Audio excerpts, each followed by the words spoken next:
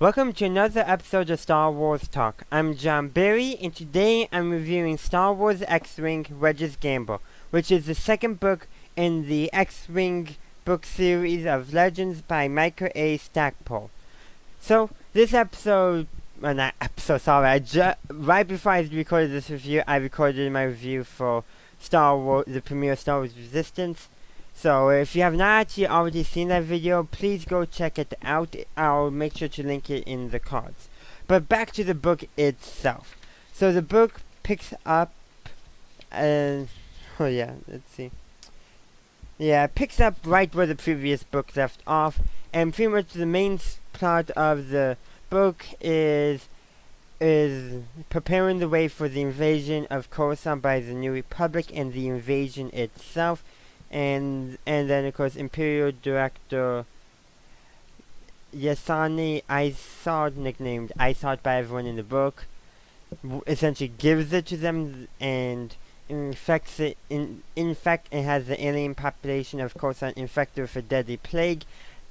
So yeah, and then of course, just reading it, it's like you can see how evil she is and all that, and how it just shows how the Empire is just cruel.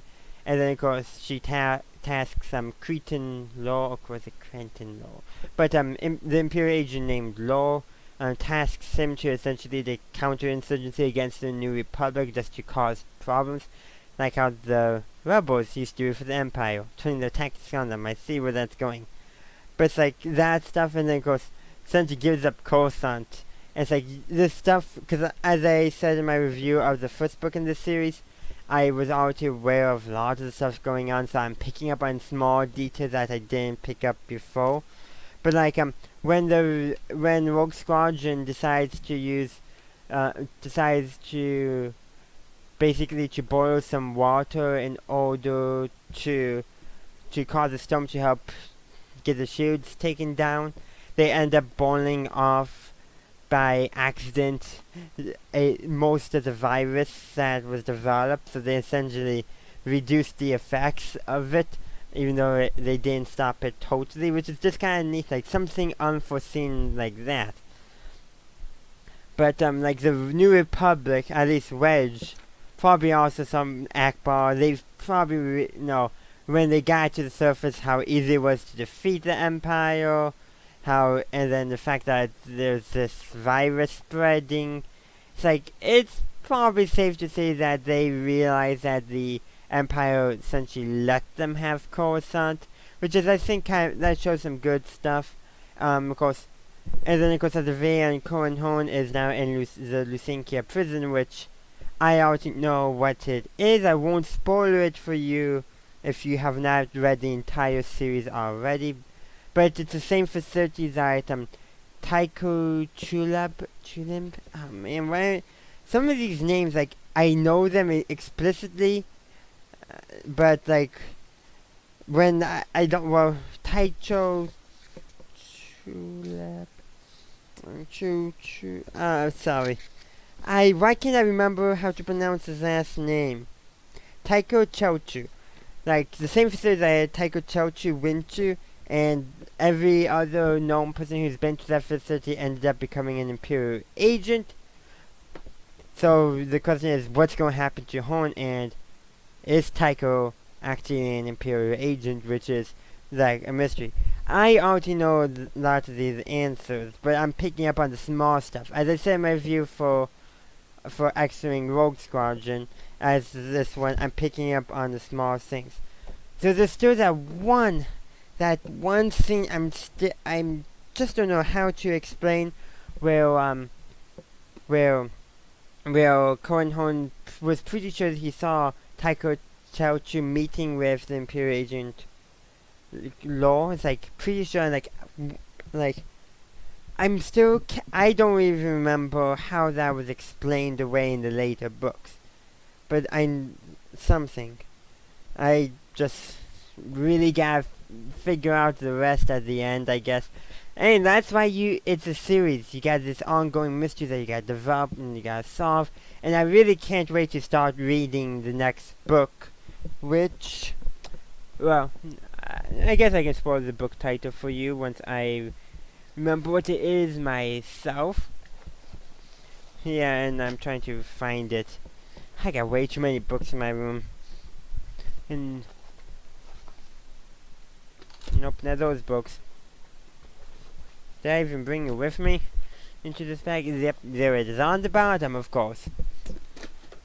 It's the Kaito's Trap. And speaking of that, that is what the name that was given to the virus, and it is stated in Wedge's Gamble.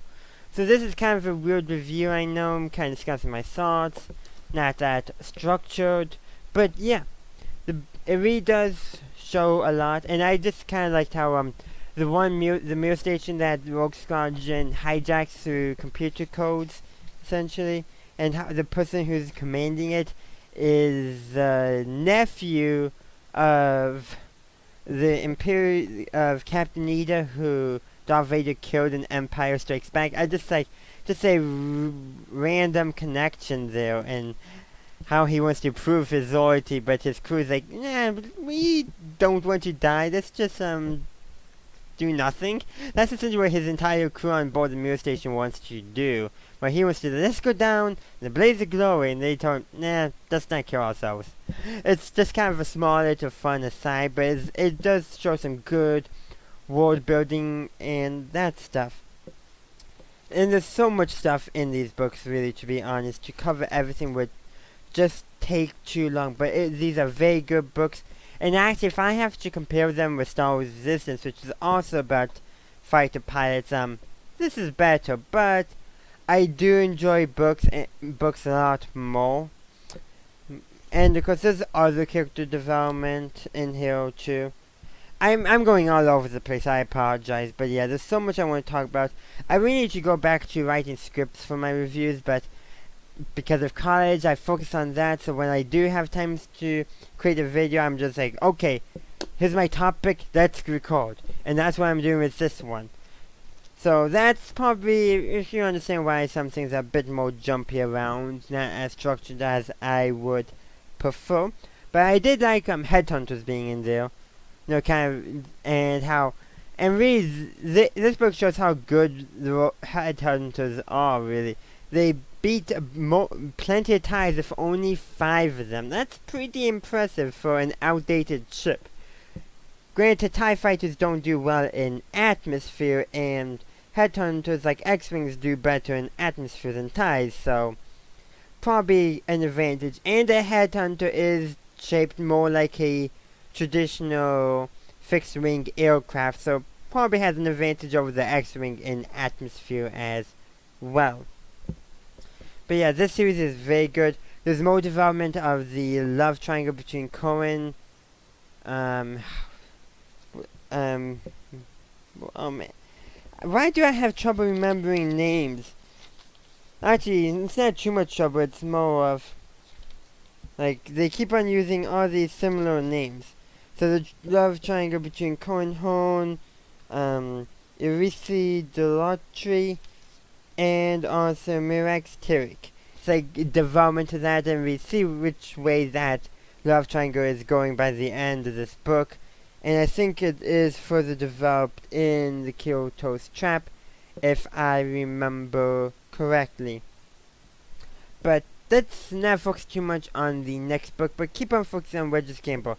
That love triangle is developed, and of course, I already know how it's going to end, so I'm not going to ruin it for you, but what it does show that, what the development that it does show in here is essentially probably more how a healthy relationship is supposed to be, built on, you know, mutual friendship, trust, more than just looks, which is a very good message that when you do develop a relationship, you want it to have real feelings behind it and not be based off of physical appearance, which is a very good message. And of course, yeah, I'm trying not to confuse it with the other book I'm listening to while I was reading this book. Not at the same time, but trying to do multiple stories at once with one as an audiobook and one as a regular physical print book. You do start getting some like, okay, which book went with which, but as long as they don't involve too many of the same characters, it is pretty easy to keep them separate, and that review should be coming out pretty soon too. It's for Star Wars Heir of the Jedi, right? Yeah. That should be coming out sometime. It's either already out or will be coming out. My videos are not always recorded in the order they are produced and released. Just so you know. But yeah. But there's some good development. No, good reviews. It's just an overall good story and I can't recommend it enough. So my question for you today is, what did you think of X-Wing Wedge's Gamble if you have already read it? And if not, have I convinced you to read it? Let me know in the comment section down below. Also, please consider subscribing to my channel for future Star Wars related content and more. And also, please like the video if you found yourself enjoying it. Also, do consider following me on social media or supporting me on Patreon. Links are in the description. And as always, have a good day, a good night, wherever you are. Have a good one.